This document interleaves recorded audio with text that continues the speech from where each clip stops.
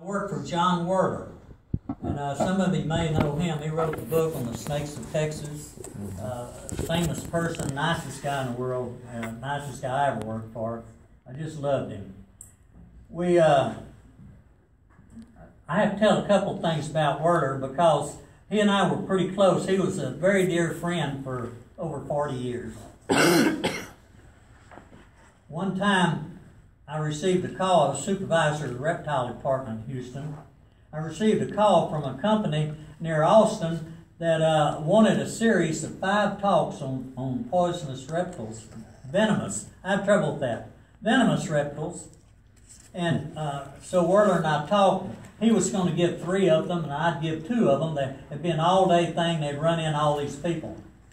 And they called me back, and they said, "We forgot to ask, would you like us to send our private plane or take you in a car?"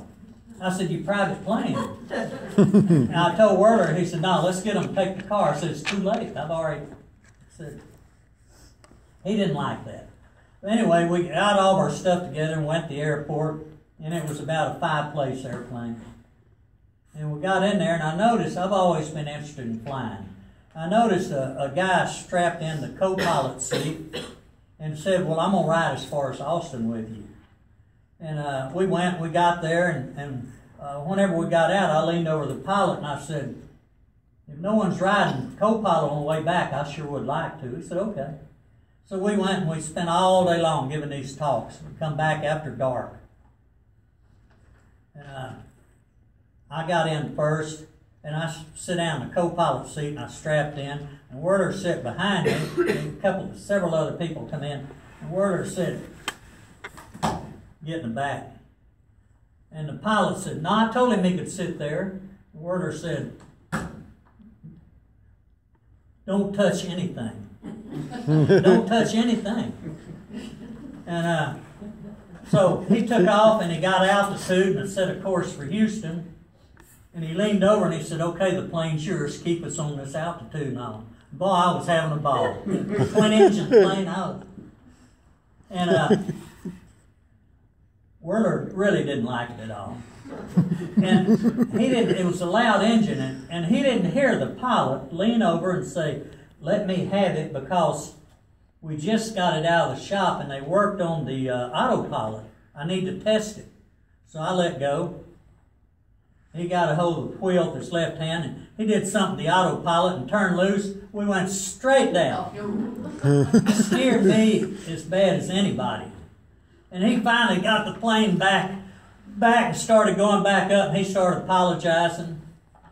And as he was apologizing, Werler said, "I told you not to touch anything." And I said, "I didn't do that." He said, "Yeah, you did." I said, "I did not do it." He said, "Yeah, you did. And if I live to get back to Houston, I'm going to fire you."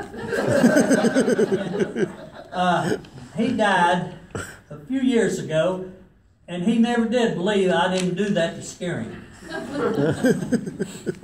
And then we had he and I was both on a committee, a national committee, with the American Association of Zoological Parks and Aquariums. We had a 3-day meeting in Baton Rouge. And so he drove from Houston to Lufkin, where I was director then. We got my new white pickup that the zoo had, and we took off for Baton Rouge. Well, we talked and talked, and it got about halfway there, and it got dark. He dozed off. I was driving, and it was just right after dark, and I looked, and all of a sudden, there was this big white house in the middle of the highway. The movers were moving it, and it got dark on them, and they was looking for a place to get it out of the way. I saw that. I slowed down, hit the ditch, went around, pulled up on the other side, threw him out of the seat. He said, "You could have killed us falling asleep like that." I did not fall asleep. You fell asleep, you could have killed us. I said, "John, there was a house in the middle of the road." He said, "Pull over, I'm driving." I said, "John, I'll go back." "No, you're not going back. Pull over." He never did believe there was a house in the middle of the road. And